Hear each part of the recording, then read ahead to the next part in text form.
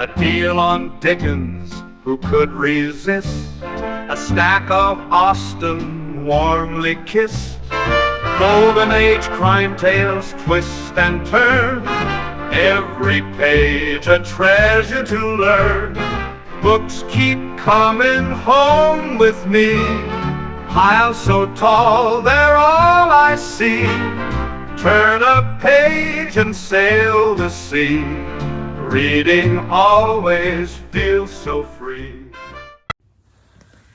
Okay. Hi, my name is Talia. Welcome to Talia Nerds Out. I have got a guest, and we figured out that she's not sitting with a pillow behind her back, and that's why she always looks like she's much shorter than she is in actuality. So, because I always sit with a pillow behind my back, because sitting the way she was hurts my back. She is Marlecia from Yes. Marlecia's Meanderings. And this is my mom. She is shorter than I am, but not as short as she appears in other videos. I wasn't before. You've always been, not always, obviously when I was a child you weren't shorter than me, but ever since I've reached full height, you've always been shorter than me. Wishful thinking. Just like the wishful thinking where your little clip you always wore on the top of your head added like an inch plus I can curls. neither confirm nor deny that. Anyway, so we're doing another book haul. It's actually, I find it easier to do book hauls when I'm with someone else, because a lot of times I put off my book hauls simply because if I have the energy and I'm doing a video by myself, I'd rather get a book review done. So, And for me, I've been wanting to do these book hauls, as I said in my book haul that we just finished. You'll see on my the channel. one on her channel, yeah. On my channel. That has stuff from Christmas all the way up through the middle of the year here. So because I have been singularly uninspired to do anything that's not with Talia at the moment. So I'm hoping to get a review in for a couple of things. But in the meantime, I'd like to get something up on my channel. So collaborations are good. And they happen to be booktube book hauls at the moment. So this is mostly a fiction book haul. And the first one I'm going to show is Larry McMurtry's Lonesome Dove. I've heard good things about this. It's a huge book. I considered it for Big Book Summer with, some of it being read during June on the Range. That's not happening this year. I have too much on my plate this year. But eventually. I'm going to have to take a look at that. I saw the miniseries. I'm like, I don't care. So I'm going to have to see what It's always hard, though, when you have a miniseries or something, because you could have it that's very accurate, or you could have it. I just didn't care. I mean, it looked like a soap opera. And I apologize to people who love the book. I know that Ariane likes it. And so does, who was it that really liked it? There are a couple of people who really A couple of guys that every really time I've heard it mentioned, it's been praised. I think Ariane's praise of it, though, is what pushed me over to picking it up. I think it was, oddly enough, I think it might have been Ghost Readers in the Sky and Kevin, maybe. I've heard so many people say good things about it. I don't know. So Maybe it was Brad even. I don't know. But I don't think I've heard Brad mention it. This book, I want to make it clear, I'm not disparaging the book. Because you haven't read it. I haven't read it. I'm just saying that when I first heard about it, I thought, oh, another stupid miniseries type of thing. I'm looking forward to reading it. It probably won't be in the near future. Well, you could even borrow mine. Yeah, let me see it, Taya.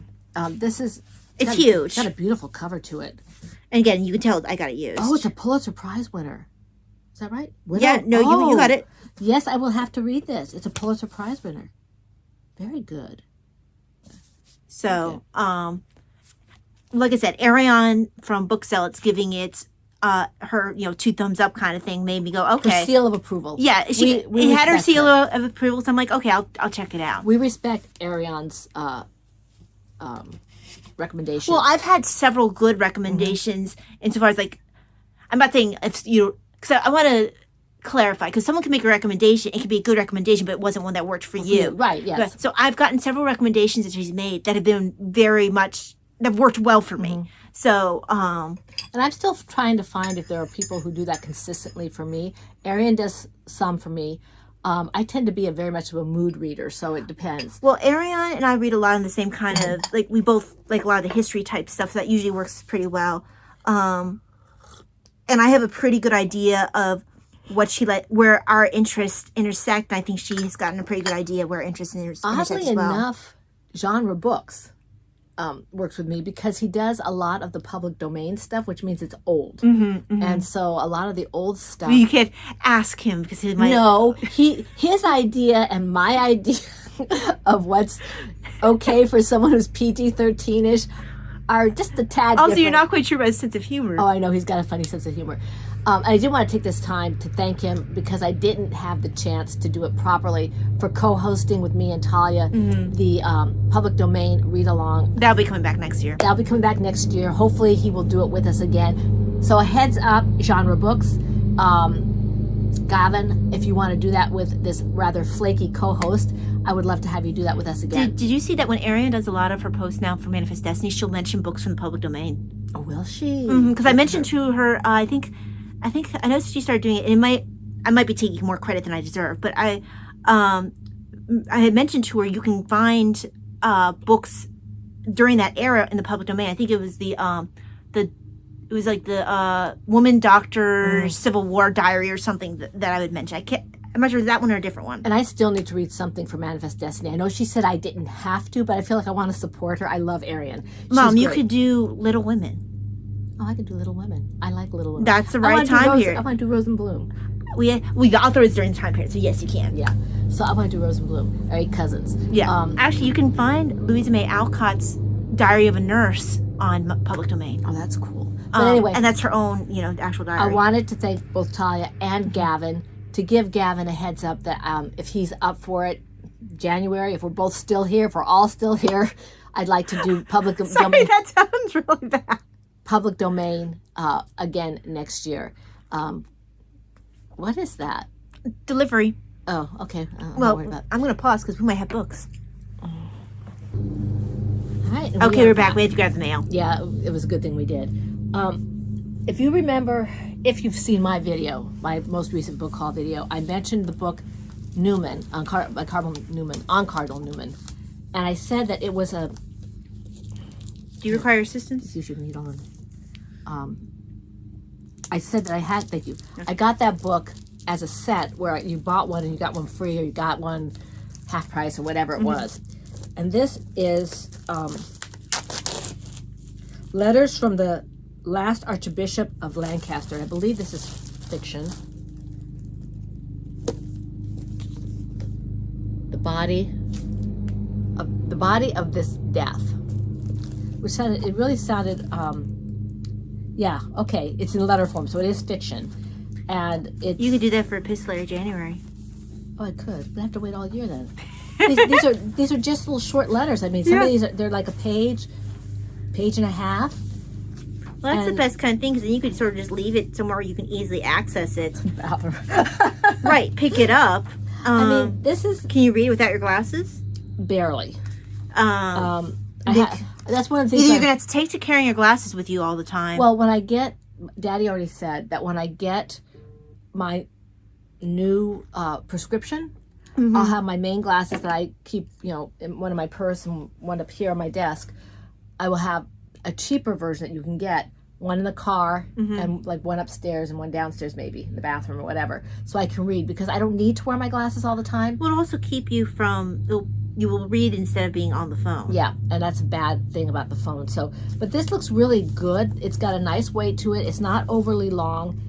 This is also from Word on Fire. Because if you have something like that in, like the bird trivia book, it's a nice thing to just randomly have in the bathroom. Is my bird trivia book still in the bathroom? I was reading it the other day.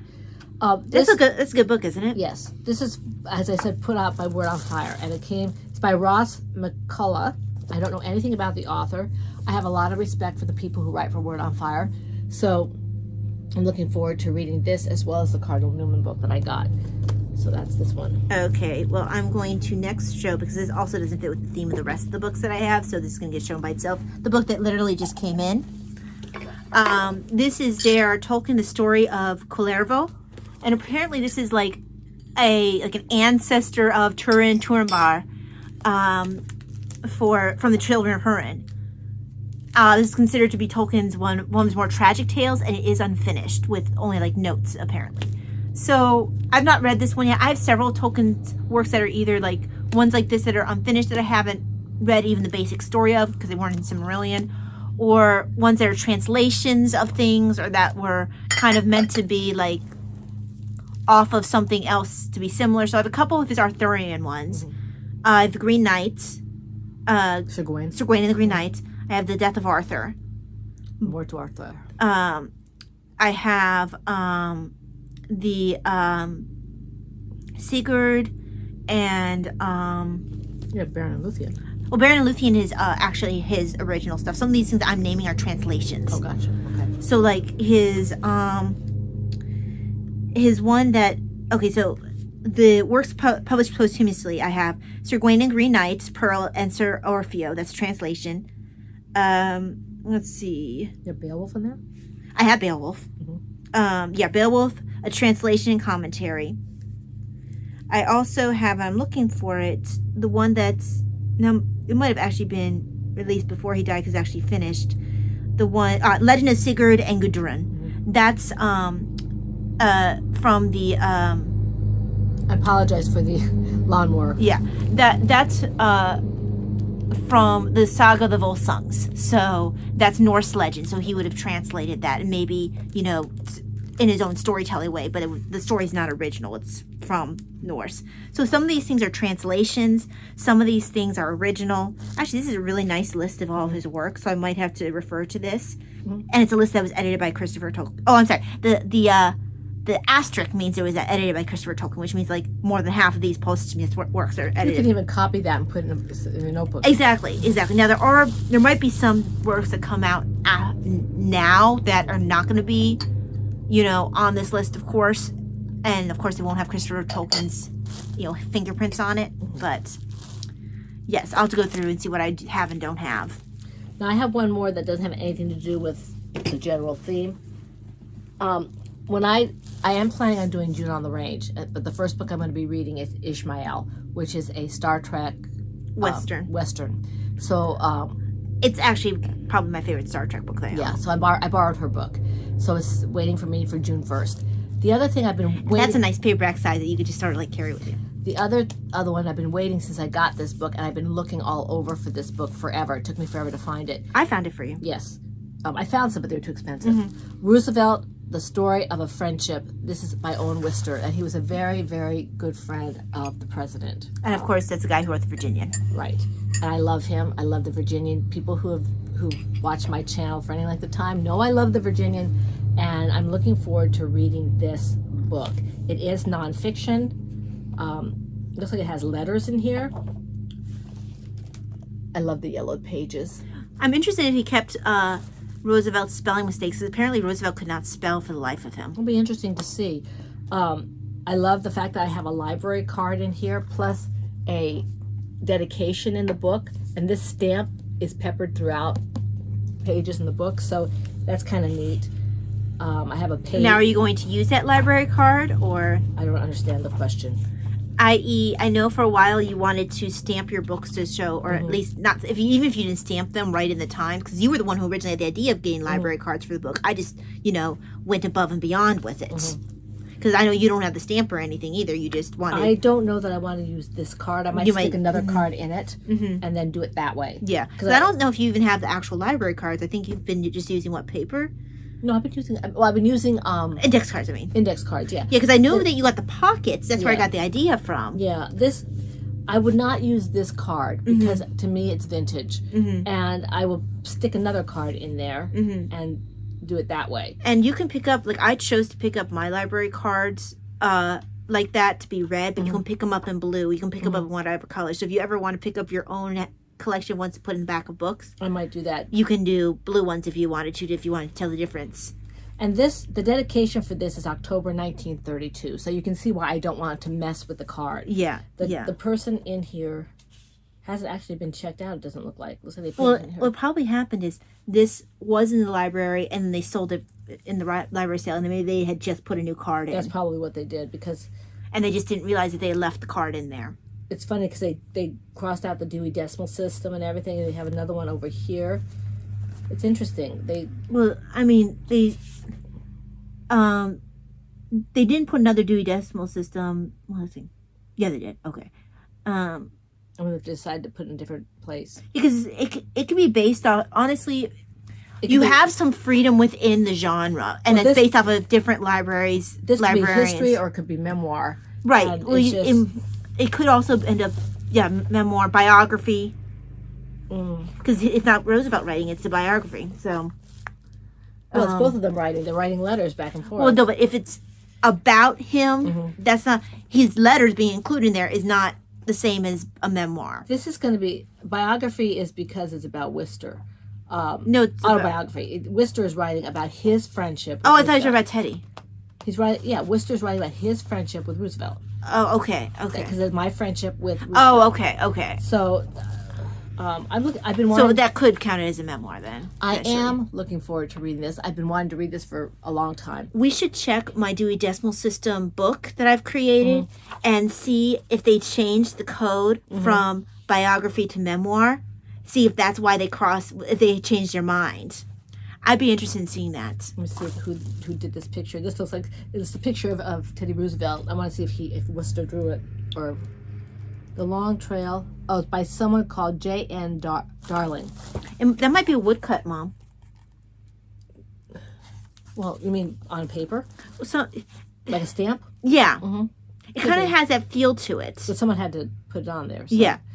Yeah, so I've been looking forward to this for a very, very long time, and now June Lorraine is finally here almost. So I'm going to read Ishmael, and then I'm going to start this one. Yeah, we're going to have to make sure we check my Dewey Decimal Code and see what they... It looks like they stuck with the longer one here. Well, they're both longer ones. They're just... Well, I mean... Because look, they went 173, they just went 11. 973 said... No, there's 3, 4, 5, 6, 7, 8, 9, 10, 11 W's. Well, no, this is something else here. Okay, well, there's still more than... Yeah, that's something else there. They went much more. That's part of your Library of Congress right here. Worcester Owen. So, yeah, I'm looking forward to that. Okay, so next I'm going to be showing what the main part of my stuff is, which is mysteries. So I decided that I needed to make sure I had all the Hercule Poirot short stories. And actually, did you remember to pull over yours, the companion to this that I gave you? The short stories? Do I have that? I gave you the short one, the early cases. I thought I already showed that. I don't know. No, you're not sure. I don't know if I have it here. Let me see. I don't think I have it with me. If I have it, that's what it looks like. Well, no, it doesn't look like this. Oh, it doesn't look like that. Okay. Because I gave it to you because I had this one coming. Because that one that you have only has several of them, but it has a lot of the best ones. Okay. This one has all of them. When did you give it to me? When I got this, so it'd been sometime this month. Okay, well, it's got to be around here somewhere. It's probably one of my bags. So this is the complete Hercule Poirot short stories. Now, this includes everything of Hercule Poirot, including the stuff from the Labors of Hercules. But most have all the Harley Quinn in it? That's not Hercule Poirot. That's right. You said that to me last time I said that question. So, of course, a good portion of them is going to be the Labors of Hercules, because that's a good portion of his short stories. Yeah. I think probably it starts... Yeah, they're Labors of Hercules. That's from 38 to 51. So, that's about half. Not, 38 to 51. That's only 13. Yeah. Out of 50. Out of 50. So out of 51, excuse me. It's a third. Yeah. Almost. No, it's half. Almost half. A little more than half. But I'm familiar with most, if not all, of these short stories, but I haven't had a physical form, other than some of them that came in the early cases. Now, the one that I gave you does have chocolate box in it. I love chocolate box. It also has, I want to say has Veiled Lady, and also... I remember Veiled Lady. That was a good one. The one I was looking for was the Clapham Cook. That one's in there, too. The way you said that sounded like clapping ham. It's clapping. Clapham. Clapham? It's not, you don't pronounce the H like that. Why are people weird about that? It's Clapham. But it's spelled Clapham. Don't ask me why. I know there's reasons for that kind of stuff. I get made fun of for the way I say Campbell as well. It is in my brain. It makes more sense. And I'm almost like I can't bring myself to not pronounce it. Anyway. Okay. So the 50 short stories, more than 51 short stories of Sherlock Holmes. But I don't think you would enjoy the type of this. I think you're gonna like the type better of my other one. Yeah. Okay. And it has the grapes in there. the greats, yeah. Yeah. Okay. This now, one is good if you like don't want to have several different collections with you. Now, all of mine from this moment forward, as far as I know, are mysteries. And that's the way it is for me as well. Yeah. Okay, so this is Agatha Christie's Endless Night, which I'd never heard of. And I saw it, I said, Endless Night, what is that? And I never heard of that. So I'm looking forward to this. It is, I think it's a standalone. It is a standalone. I don't know anything about this. So I'm looking forward to reading it. It's not very long. I don't see my Endless Night in here. I must have already shown mine. It is only, not counting all the advertisements, 215 pages. I don't know what the Littersdale mystery is. Oh, Mom, that's also known as a different title. Listerdale. Listerdale mystery also is known as, hold on, I know this. It's another standalone. Okay, well, that's why I don't know this. I have But to do that. It's got two titles. Almost a lot of them do. The Clocks is mentioned here. Passage to Frankfurt, which I love. Cat Among the Pigeons, which I love. By the pricking of my thumbs. That's Tommy Tuppence. Yeah, I know that. I know I've read it because I think I've read all of Tommy Tuppence. Caribbean Mystery. Miss Marple. Yes. Appointment with Death. These are all good. I don't know a couple of them, but Oopsie, sorry. this Sorry, one I guys. definitely don't know. I'm looking forward to reading it. I like to read the standalones because I know I haven't read them mostly, so I'm looking forward to that. I like in shown there's Ordeal by Innocence, I haven't read that yet. and then Spider's Web, and I gave you my large print Spiderweb's up there, version yeah. of Spider's Web. So if you ever wanted something where you could absolutely need nothing, like well, I'm looking forward. the print is so large. I'm looking forward to either mystery, whatever they do. Mystery. Well, we finished March Mystery Madness. I know that we have my Detection Club one that lasts. That's in, January through. No, it's the end of the year. It's the last quarter of the year. Yeah, you did last quarter. It goes into my first quarter. Yeah, Yeah. because I kind of feel like that's a cozy period to read mysteries. And then of course there's Christie's Missing in December. And that kind of all, with mine coming out right on the end there, it falls in there because public domain, there are a lot of those Golden Age mysteries, or a good portion of them are. Yeah, more of them are getting in there now than used to be. Because, we're getting at that time. Okay, so apparently I've already shown my version of my copy of the one you just showed because my brain's not working. Endless Night. Endless Night, yeah. But this one here, now I don't think I've read all the Miss Marple short stories yet. I haven't. So this is the full collection How of Miss come Marple you short have stories. that? Do you want a copy? I'm going to have to get one. I'm sorry I didn't have a copy to give you. No, I didn't even know this existed. How am I supposed to get a copy if I don't know it exists? Now text is smaller on this. It is, but I can read it with my glasses quite easily. Because I like the books of Miss Marple better than the shows, because the show, oddly enough, I had the BBC version with who's considered the premier Miss Marple, and I had to get rid of it because almost every one of them had God's name in vain. Almost every Which one of is them. insane. They unfortunately would take liberties, and some of the Miss Marple shows would then take other people's mystery, and movies would take other people's mysteries and make them their own. I'm so mad. I was so annoyed when I heard that they made Towards Zero Miss Marple. Well, what was what I was just telling you about? Mrs. McGinty's dead. Mrs. McGinty's dead. They called it something else, and they made it a Miss Marple, and it was a Poirot. Originally, and it made no sense to take it out because you have Mrs. Oliver in there. You're like, Miss Marple doesn't have a relationship with these characters. The closest Miss Marple comes to having contact with Mrs.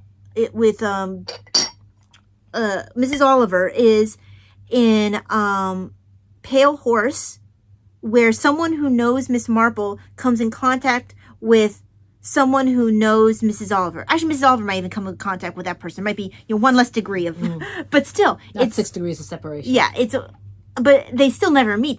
They know someone in common by accident, and they only happen to meet that book. So it's like, I get annoyed. Yeah, but I don't. I'm going to be hard to please when it comes to any translations of any of these classic ones. So the hard problem is if you leave out things for mystery for this era, or you change things for mystery for this era, a lot of times what you're changing means something, and so you ruin the mystery. And a lot of times people who change it honestly aren't as smart as the people who wrote it, and so it doesn't work as well. They don't understand what's going on there. Okay, now Ty's going to have to help me with the pronunciation of this. I'm starting out with Neomarsh. Neomarsh. And this is Artists in Crime. I think I got this free or something. You got that one. Wait, yes, you got this one free. What's nice is read this one before you read the one that I gave you, because the one I gave you is Clash of Constables. This is the one where he meets his wife. Oh, okay. So I'm looking forward to reading this one. And I fibbed. I do have a couple in here that. So you do need to do this one before. Okay. I mean, you don't need to. Obviously, I read Clash of Constables first, and I found out afterwards where he met his wife. But Doesn't matter. it's kind of nice to have the opportunity to read where they meet before they're actually married. But this is really nice. So I'm looking forward to reading this because Ty's talked about it. And now I've not read this one yet. I'm going, after Ty's done, I'm going to do 2 books, one at a time, that are not mysteries because they were hidden on the rest of my books. Oh, okay. So I'm going to show my last one that's a non-Neo Marsh, because everything else here I have to show is a Neo Marsh, because I'm wanting to I finally have filled in my Neo Marsh collection. But this one, I've been wanting one of the Sergeant Clough mysteries ever since I saw the name, because honestly, it cracks me up. It does. So I think there's like 2 or 3. It's a British Library crime classic, and Sergeant Clough stands firm. The name just cracks me up. Sorry, Clough makes me feel like little fluffy clouds, and I can't see a cloud standing firm. It's just... And just like, I don't know, the whole feel of the title, I love it. So, it's not a very long mystery. It probably won't take me hardly any time at all.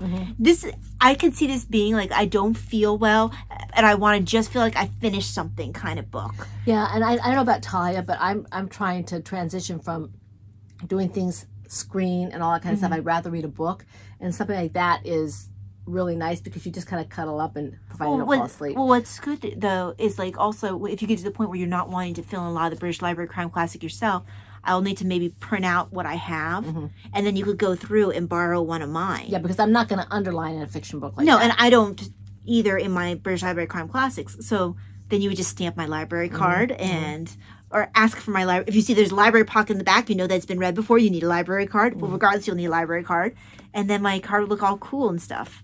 So, and the text is always nice in the British Library crime classics. So, I saw Brad come up. He distracted me. It's all his fault. oh, okay. Okay.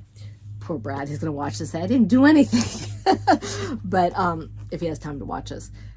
This is another one that I would hope to read. If I get through the 2 that are sitting there on my list as right away, I have after that, I have several kind of just sitting Yeah, I there. thought I was going to read Hondo this year, and it's not going to happen.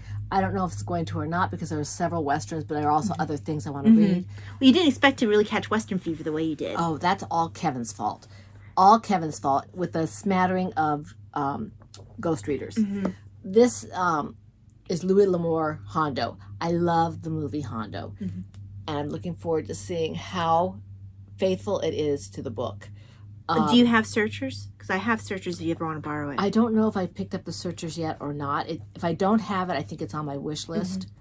And this will be your first Louis L'Amour you've read, right? Yes.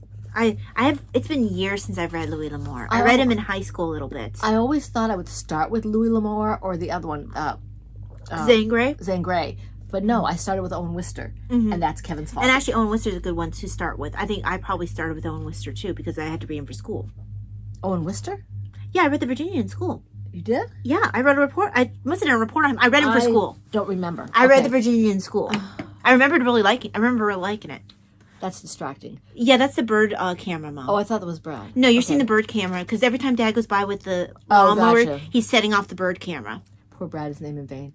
So yes, Louis L'Amour. I like the picture. The dog makes me think back, I actually like the fact that they don't have the movie picture on there. Yeah, well, this is probably an older book. Well, the movie was old. Yeah. No, I think it's just that they chose to go, that would be the cover I would prefer. And I think mine is something like that. I like the fact that they have the dog there and they looks that way. Because the dog, well, not a huge part of the book.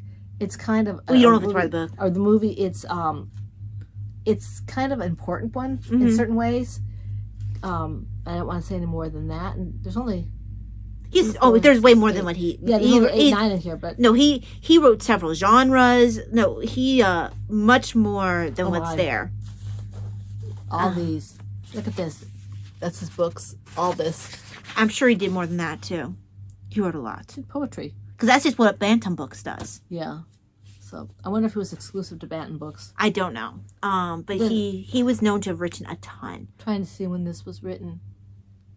Copyright 1953. Is that the first copyright? I don't know. I think so, yes. Yeah, first copyright 1953. That's their trust. As far as I can tell, it's the first copyright. My tea is almost gone. Okay. I didn't realize the movie was that late. I guess it was in color. Yeah, I think it was late 1950s or early to mid 60s, wasn't it? I can't remember. Oh, your turn. Okay, so now we're dipping into the Neo-Marshes, and I'm dipping down because that's where my Neo-Marshes are. Let me see if I can bring these up a bit where I can access them better. Let me put them on the table beside me. So I can pull from there. And they won't be in any particular order. They'll be in the order I pull them from the pile. Because I don't feel like deciphering what order they're in. Right. So that means the first one here will be Killer Dolphin. The other title is, I think, Death at the Dolphin. Like I guess it's a theater or something. Killer Dolphin is better because dolphins aren't killers. Unless you're a shark. Because her books tend to have, just like Agatha Christie's, her books tend to have multiple titles. But I want to say the other title is Death at the Dolphin. But Killer Dolphin is a cooler title. And it's one of those Jove books. I have several with the hands like this. My Clutch of Constables and your Clutch of Constables looks like that. Look, has this silhouette. It's cool. Kind of, you wonder why they choose what they choose. Yeah. And it looks like a glove. Yep, it is a glove. Mm-hmm. It's a glove with some sort of embroidery on it. Mm-hmm. And blood. Yeah, it happens at the Dolphin Theater. Oh, theater, okay. Yeah, the Restored Dolphin Theater has a new hit play inspired by the discovery of an authentic Shakespearean glove. So that must be the authentic Shakespearean blood glove. on the glove, that authentic one. Okay, this... Oh, I died. I had 3 of them. Okay. This is... Ty and I both have this. Mm-hmm. And we just finished reading Rob Roy. And we will talk about that at a later date. Mm-hmm. But it's a wonderful book, and the problem was the language. It was very translating the language. People who are used to reading his work with the Scottish probably don't have as much trouble, but we weren't as used to some of the language. So I worked really hard to find a dictionary, and this is a dictionary with different spellings. So if you don't find it in one spelling, look in the same area to see if you find something that seems similar. I have a medieval dictionary that works in similar ways. If you don't find it where you expect to, look elsewhere. And I was kind of happy. Some of the words I did manage to get, but some of them there was no way. And this is going to be really. I am going to reread Rob Roy and maybe Ivanhoe as well with this. Now, Ivanhoe, there was no reason. There was none of There was just a little bit, not a lot. There were no Scottish characters. Most of it was French that we had to worry about. Right, and I think also some of it was just medieval English, which I had a dictionary that helped with that. But this will be really helpful for the Scottish, and it's cute. It's a pretty book. Yeah. So because a lot of the ones that I have do come with a glossary in the front, but it would be nice to have just not have to keep flipping back and forth in the front and just have the book. And the thing is, like, once I figured out how it worked, I would press on the little number by the word or whatever. First, I would press on the word, and somebody would say, "This is not in the dictionary." She's talking when she's reading Kindle. Yeah, I'm sorry. And then I would press on the number, and it would take me to the word or whatever, but it didn't give me much information. Well, and also, it wouldn't have it wouldn't be the word. A lot of times, that was just your footnote, Mom. Mm-hmm. Oh, I know that, but sometimes. But a lot of times, when they had that, it had nothing to do with. It was just a footnote regarding the text, not the words. They assumed that you had some knowledge. Okay. So the next one I have here, and I can't remember what the alternate title is for this, but I'm glad I have this one. Spinsters in Jeopardy. And it's another Neo Marsh, of course. I can't remember what the alternate title is for it. Oh, boy. So something with a train. I always pictured her with long dark hair, almost Asian, with her name. Oh, this one sounds like it has a lot. Like this is going to be very personal for a detective. Allian's son is kidnapped. A moneyed spinster is murdered. So besides his normal job of having to solve a murder, he's got to worry about his son who's kidnapped. That's always ups the ante a little bit. And I'm not sure how old this kid will be in this one because, like I said, we have the book where he meets his wife. Okay, now.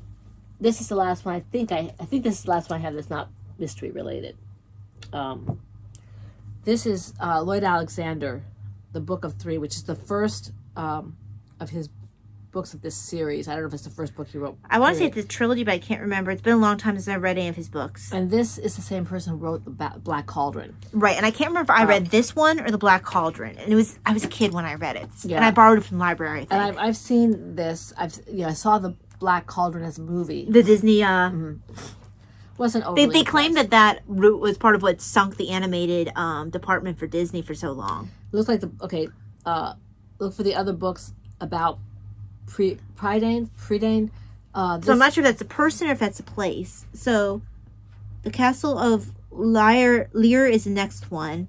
Yeah, Or I'm not sure if it's actually Black Cauldron, book 2. I'm sorry. Yeah. Book 3 is the Castle Lear. Terran Wanderer is book 4. Book 5 is the High King. The Foundling and Other Tales. Tales of Prydain. So I think that must be Prydain a is a place. Yeah. So yeah, when Pride is. I think I must have read this one. I must have read the first one first. I've got to read this. When Prydain's only oracular pig. Yes, I read this one first because I remember when he was still a pig keeper. So this will be interesting. I never heard of such a thing. It's been a very long time since I've read that. This will be fun. I might have to next time I have a free book credit see about picking it up because I remember. I think I picked that up on a book credit. I think you did. Like I said, I remember reading it eons ago. I borrowed it from the library. I remember it being good, but I don't remember. What I remember most is that there was a character who, whenever he'd tell a lie or something, his liar string would break. Mm-hmm. So he'd say something, even I can't remember if white lies would set it off, but if he at least I wonder if that was the basis for Liar Liar. Where with the nose every time Jim Carrey says something. I never watched Liar Liar. So I didn't watch it. I just saw that. I thought he just couldn't tell lies at all, like physically wasn't able to in Liar Liar. No, there was something. I thought like he physically was incapable of telling anything but the truth. That might have been, but there was a movie. Maybe I've got the wrong movie. There was a movie, not Pinocchio, something else. Mm-hmm. I don't know what it was. Maybe I'm misremembering. Anyway, it's your turn. Okay, so next one is a Neil Marsh short story collection, which is why it looks different than all the other ones. And this is just your typical like. I like the cover. It's cool. So I guess these are, and I think these are mostly if not all Roderick Allen, who is your detective. Oh, sweet! And if I ever needed to know when each of the books came out, here's an easy way to determine. Let's see, we're talking about Artists in Crime, 1938. Mm-hmm. So I'm currently the next one I would have to read of his because I read the 1934 Man Lay Dead and Enter a Murderer 1935. I need to read 1935's Nursing Home Murder, Death and Ecstasy 1936, Vintage Murder 1937. There's my Artist in Crime. And then I would be able to read Artists in Crime. So she only waits 1, 2, 3, 4, 5. It's only in the 6th mystery that she introduces him to his wife. I need to get a Man Lay Dead so I can start at the beginning. And then all the way the one that I first read, Clutch of Constables, is 1968. Yeah, 30 years So at later. that point, especially if she kept it kind of in her mind, the time period, because Agatha Christie never aged Poirot, but a little bit. yeah, hardly ever. But if she kept it all in like then what year it was, depending on when his kid was born, I do believe his kid is an adult in Clutch of Constables, even though you don't meet the kid. I get the impression he's a young adult, maybe in high school kind of thing, or in college kind of thing. So that allows for a little bit of growth from almost 1940 to almost 68. It's actually almost 1938 to 1968, exactly 30 years between the two books. So even if she didn't age him with each book, you could still reasonably expect the kid to be an adult by the time of Clutch of Constables. I think it's kind of cool. It's not just adult, it's an adult 30 years. Well, it all depends. Like even if she did not age the character every year, you reasonably expect, you wouldn't be so shocked that the kid's not still a kid, 30 years later in the books. Eventually, she's going to want to grow that character up. Now, I'm not sure they had kids right away. But yes, this is a short story collection with a very handy dandy. I'm going to actually use this to help order my books. Okay, my next one is Agatha Christie's Secret Notebooks. I saw this. I have to get this one. 50 Years of Mysteries in the Making. It's by John Curran, and it has 2 unpublished Poirot stories. Oh, and I have that already. So I got this. I think I've usually, There's another one in that. She has 2 different notebook ones. and this looks really good. It's It's got all her ways of doing things, which maybe will help me in my writing. I've kind of stagnated in my writing at the moment. Although she never saw herself becoming a writer. Yeah, I know, but And the way Mrs. Oliver is about her writing is kind of how Christy always was about hers. Well, kind of almost embarrassed about it. love that. That's so cool. That is cool. She said she used to like pick up her daughter's notebooks and stuff, and like her daughter's school books would have like writing in it. Well, see, if I tried to do that, I wouldn't be able to read my stuff. My hands have gotten Well, worse. look, that's her handwriting there. So Yeah, but mine's even worse. I could read Jap. Actually, it's almost like mine. there you go. But Because she probably is jotting down as she went. well, I used to go. You can ask Talia or anybody who go shopping with me to the commissary, to the grocery store. I would talk to the person at the meat counter, and I'd have the paper up with me, and I'm writing something. Yeah, I was actually about to mention that. But I haven't done that in a long time because I've kind of lost it a little bit. But this looks really good. I'm looking forward to reading this. Talia said there might be spoilers in it. Yes, that's what I've been informed. I haven't finished reading So it yet. the incidents of the dog's ball is one of them. I never heard. That's the same one. I believe that's one of the alternate titles, or it has something to do with Blast. Darn it, the I know what book I'm thinking of too. It's Poirot Loses a Client is one title of the book. I remember that one, but So I think that's not the name of the book. Yeah, this is notes. yeah. Because Hastings actually took the dog home in that book. He ends up with a pet. Yeah, this and then this is still the incident. So of the that dog's ball. you see, that's her notes regarding that book. And the capture of Cerberus. That sounds like one of the short Okay, that stories. has to do Neighbors with of Hercules. Yes. So this Swan Song, the two last stories. Okay, so this is good. Murder by Quotation.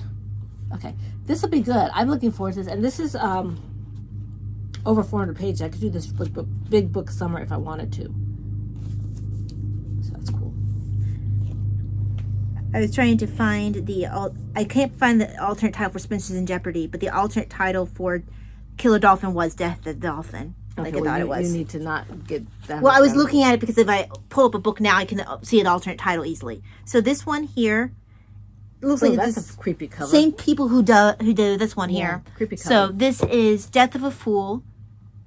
Is that a It looks like a clown. Yeah, that one has like rabbit ears or something. I was looking at that. I was like, It's a kind of I don't know who does the artwork for that one. Or I like the design the for it. stamp on the. Oh yeah, USS Stonewall Jackson. Oh, it's on the ship. Oh, that's cool. Yeah, it was in a naval ship. So this one, was it always called Death of a Fool? I think this one has an alternate title. Death of a Fool, yeah, British title is Off with His Head. Off with his head. So I'm guessing someone gets decapitated. Yes. You think? So I laugh because all of the books I've seen for Neil Marsh, they all try to claim that she writes better than Christie. Haven't read it yet, so Now, I can't say. she does write very well. I will give her that much. You would find me very hard pressed to say anyone's better than Christie, but You have to get past your prejudice for that. I've actually been pretty brutal even when judging Christie stuff because I'm just saying that she's gone through the gauntlet. Now people are going to have to do the same thing. Yeah, well, she caught me. I was reading her since I was 10, so I've been reading her for almost 30 years, which is crazy to think of. Your turn. Okay, this is another Agatha Christie Related. It's the new bedside bathtub and armchair companion to Agatha Christie. So Does it have text big enough for you to have it in those places? no, this has very small text, but I can read it just barely. Wow, that is horrific text. I can just barely read it. I'm going to have to be very awake and very much with my glasses. What were they thinking? Like if you're describing something as being bedside, bathtub, and was the other one bathroom? I would love to do this, but I can't read. What were they thinking? What a terrible print setting. I'm going to have Davina scan this And like and then enlarge it because I love word finds.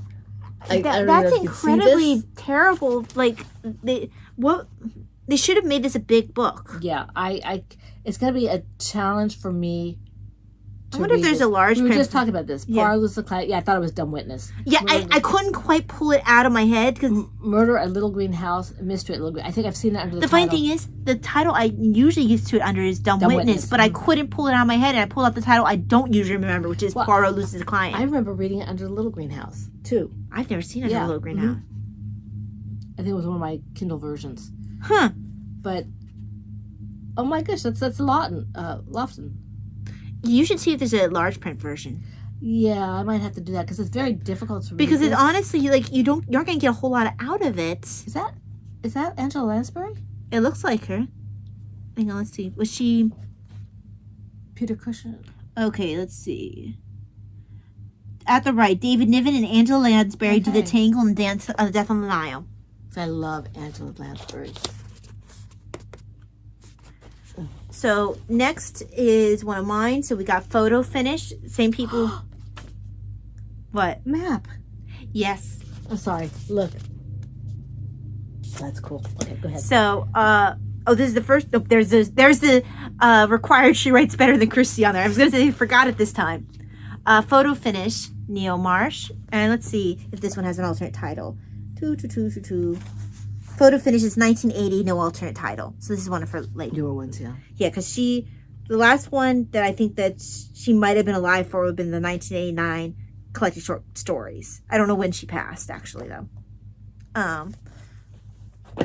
Okay. Now this one, I started out with this character. We were watching a series of mysteries, and we'd gone through Charlie Chan and a couple other things. And this is Mr. Moto, and I'd never heard of him before. I loved it. It had Peter Lorre in it, and I looked him up, and the man is a Pulitzer Prize winner who writes his books. Mm-hmm. So I said, I need to get this. This is called Your Turn, Mr. Moto. He's a Japanese detective, if I remember correctly. Yes, Peter Lorre as a Japanese detective. And so, look at the lovely, I could read this almost without my glasses. Oh, that's nice. I don't know if you can see this very well, but it's a very nice size. It's just shy of 300 pages. And it should be a quick read because it's got very nice print on it. A nice margin. Nice margin on it. I know some people don't like huge margins. Well, this isn't a huge I margin. don't mind, though, if it's a big margin, if the text is decent. If it's small text and it's a huge margin, then I get kind of peeved. And it's not a big margin. It's just... It's out at the top it is. Oh, yeah. I don't usually count that as a margin, but yeah. So, yeah, this is really... It looks really good. I'm looking forward to reading this. The series with Peter Lorre, I think, only had about maybe 5 to 10 episodes. And I really enjoyed them very much. Peter Lorre, of course, is a very good actor. And so... he brought a little something to it, even though there was no way he was Asian. He could kind of pull it off. But it's what you got fond memories. It says. Yeah, I enjoyed it very much. I'm looking forward to starting this. I was just flipping through the front because I wanted a paragraph caught my eye. She does, before she goes in the short story, she describes how her detective came about, Oh, awesome. and then his wife. Oh, very nice. And she apparently I've been pronouncing his name wrong. It's not Allen, it's Alan. I thought it would be Alan, yeah. Well, you know that Y is in there. L-E, Yeah. I'm sorry, A-L-L-E-Y-N. Yeah. So Lynn. the Y is silent. Yeah. Because she says it's pronounced Alan. Or the E is silent because Oh, I guess you're right. And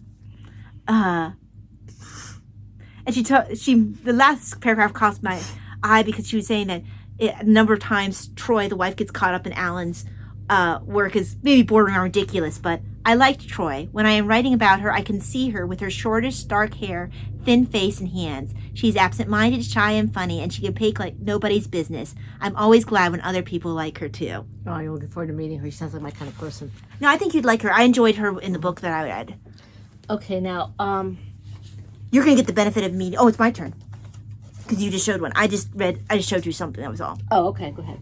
So now it's Light Thickens, which is 1982. No alternate title. This one did not tell me that she's better than Agatha Christie. Maybe that one's not better than Agatha Christie. Maybe. I don't see. Nowhere are they trying to. You know what I've noticed? There seems to be. I have to check in she's an autobiography too. I might check into it. I had to see if she had a lot to do with theater, because a lot of her books that I've read so far have some sort of connection to the arts, either theater or painting or something. So I think that's interesting. This one's another one. This has to do with a Macbeth sword, I believe. What? I believe it says a Macbeth sword. Oh, okay. Like this, And that's it could be Excalibur even. well. The back talks about Macbeth. Oh, okay. But I don't. So yeah. So there's that. No alternate title is one for later ones. Apparently, it's not better than Christie. Maybe because Christie had already passed on at that point.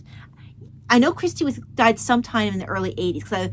She died before the 80s because I was mad because I couldn't count any of her books I think she died like 79. Her last book was 79 because I was mad because I couldn't count any of her books for my birth year.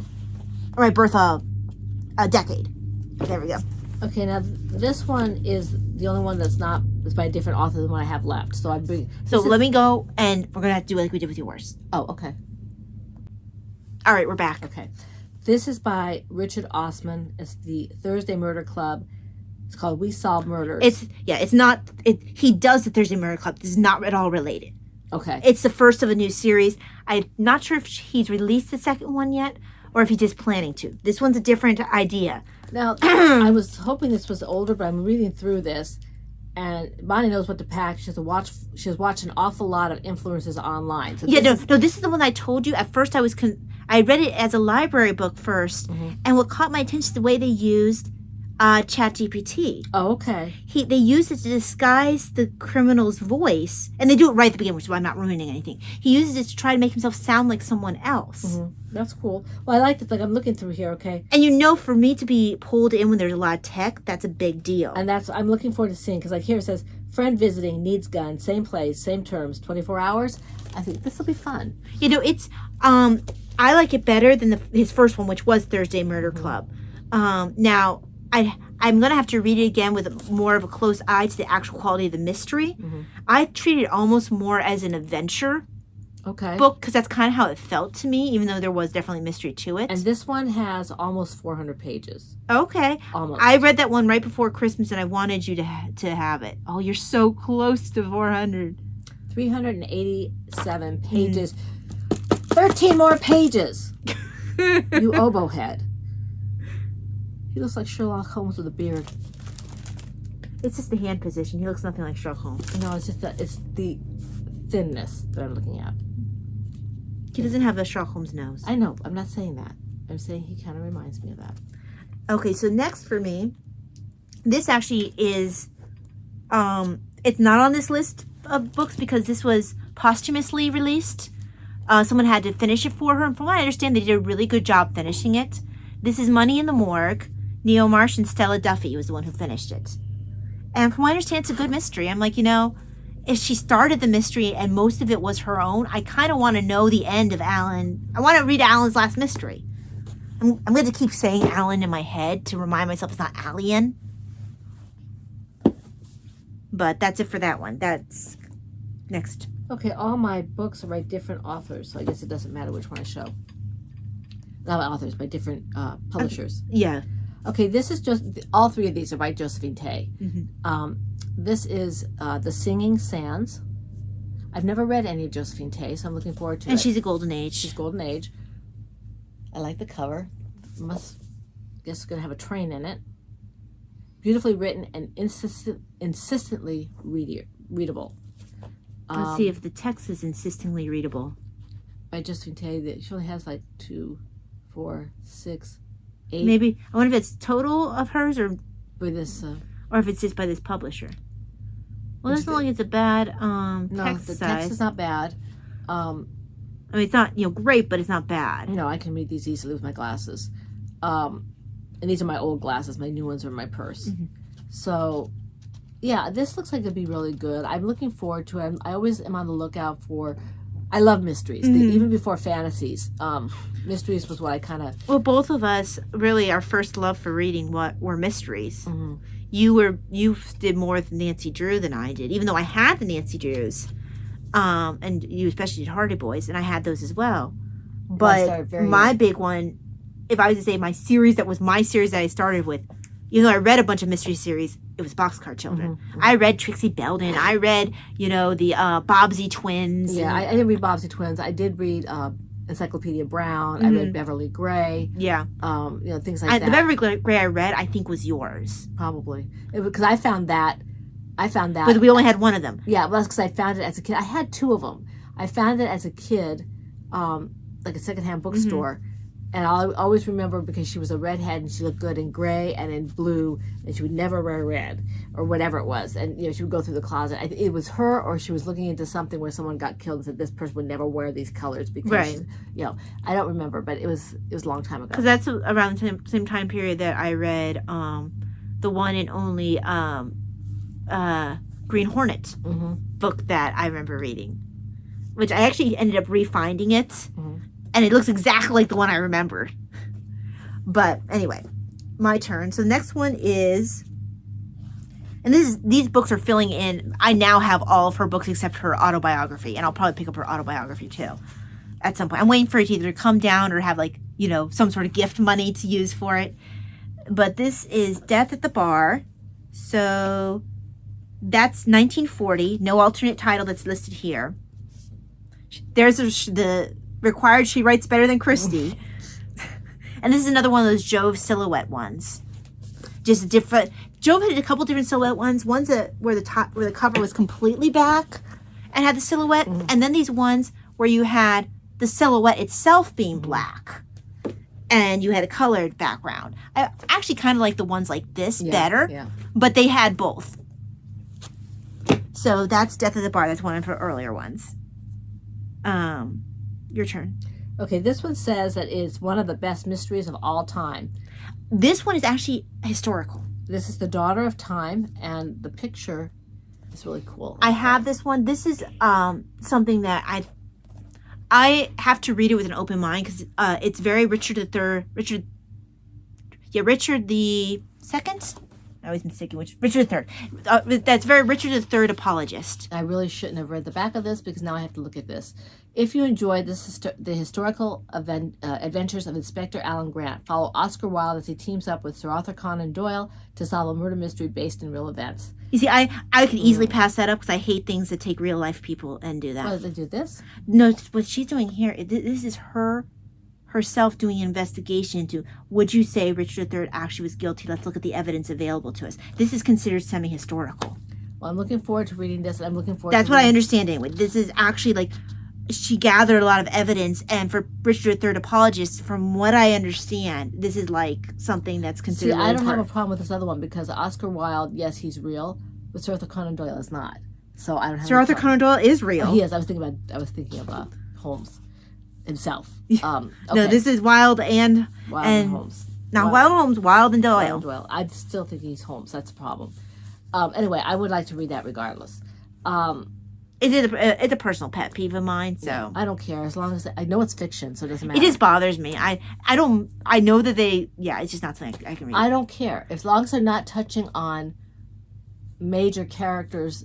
I know they're going to have to for the main characters, but that they're not acting out of character. They're not making like the Queen of England do something she would never do or say or whatever. I know it's a fantasy. It's fiction. I get that. It's just not something I personally enjoy. I don't mind it. So Josephine Tey is considered one of the greatest mystery writers of all time. She died in 1952. But yeah, that's why I understand that that's not like just a simple fiction. For I understand that's actually like a true historical examination of the source. Okay, so next is, Neo Marsh Final Curtain. Let's see.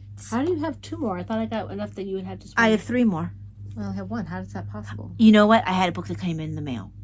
Okay, but I still only have one. You should have more. Okay, go ahead. You know what? I bet Sergeant Clough was small and slid where I couldn't see him because we're just talking about how thin and nice that book is. That's probably what happened. I probably didn't see him there. Yeah. He hid among all the Neo Marshes. So he hid in the marsh. Anyway, I will go ahead and focus on this. Final Curtain. So this is 1947. No alternate title. Another one of these that are done by... Oh, these are also Jove's. Jove seemed to have all of hers, even when they had some of these different covers. This one just says that she has a gift. Nothing comparison to Christie here. Nope, there it is. She writes better than Christie. Well, you can tell who the bar is. Yes. Every single one of Jove's books, I think, have, tries to claim rather robustly that she writes better than Christie. I think that Agatha Christie could do one or two things. She could, be upset and sue for use of her continually bad-mouthing her name, or she gets free advertising. So then I should be paying for that. Your turn. Okay, this is my last book. It's Josephine Tey as well. And this is The Franchise Affair. I love this cover. Kind of like, okay, what do feet have to do with it? And You're dead, Jim. It's very artistic, the cover, very artsy. And I like the feel of it. It kind of, I don't know, it better than the others. Look what they do with the O here. Yeah, all you know is that. It almost looks supposed to be a moon or something. They do all the books. Oh, okay, so that's just maybe how she had hers? Yeah, because see, this one doesn't, but this one does. Is it the same publisher? I don't think so. I think they're all different publishers. This one is a Touchstone book, and this one is Scribner. This is Simon and Schuster as well. Simon and Schuster. Okay. So they were both Simon and Schuster, just from a different company. This one's Simon and Schuster as well. Oh, okay. Well then, Huh. Okay. Well, because Simon and Schuster was a parent company. yeah. They did a lot of books, so Yeah. So this looks really good. Again, the print is really well done. This one is probably the longest of the ones I had. This one is almost 300 pages, just shy of 300 pages. 297, 299. 300. It is 300. All the rest of the ones I have of her are between like 180 and like 250 or something. But this one's almost 300. This is 300. Then this one here, whoopsie, down it goes. This is another Jove. I'm sorry, actually, it looks like a Jove. It says Berkeley Prime Crime Mystery. That looks like a Jove, though. It does. They Like must have been working with Jove, because that's definitely a Jove cover. It looks like a stiletto she's holding, or a hat pin or something. I bet that looks almost like a hat pin. I think you're right. Yeah. So this is, it might be a cravat, because it's Death of a Peer. Oh, yeah, okay. So maybe it's, They could have just went... like those things that they're supposed to keep their cravats. So this is also known as Surfeit of Lampreys.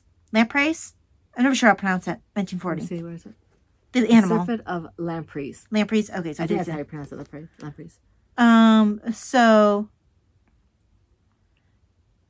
But Lampreys is apparently the last name of the family. So. Oh, okay. Because it's also like an animal. Well, I thought it was the animal Is first. a lamprey kind of like a... It's a sea creature. Yeah, it's like a... Isn't it like a stingray? Something like that. Yeah. That's what I was picturing anyway. So, yes. Another theater reference in the back here. So, there you go. Now I'm going to do a quick wave since I have... No, you have just one more book. These are the books that I didn't show in the last one that were cookbooks. I think I've already showed them. So I just wanted to show you what I've been... You can tell by the tabs that I have been using them. Whoopsie whoopsh. So, there. Okay, so the last one I have to show, this is put out by, this is a St. Martin's Dead Letter Mystery. Oh, okay. And this is... Is that his name, or is that like a church, or... It's a company at St. Martin's Dead Letter. Oh, okay, I see. Neil Marsh is the author still. A Wreath for Rivera, excuse me. A Wreath for Rivera. And my brain wanted to see Riviera. Okay, so British title is Swing Brother Swing. And this, it's time to start comparing Christie to Marsh instead of the other way around. There we go. There's another one. Either they say she's better than Christie, or they have that longer version there. And that one came out in 1949. So, and the second one of hers that has the timekeeper thing on it. The oh yeah, metronome. Metronome. Because the other one that I have one like with the metronome. No, you looked at mine with the metronome. Oh, okay. You don't actually own the one with the metronome. The one that I have. We do a lot of our buying books together, so I don't always remember. Well, also I've shown you all the covers that I have hers because her covers are so cool. Because the one that has the metronome on it, the other one, let's see.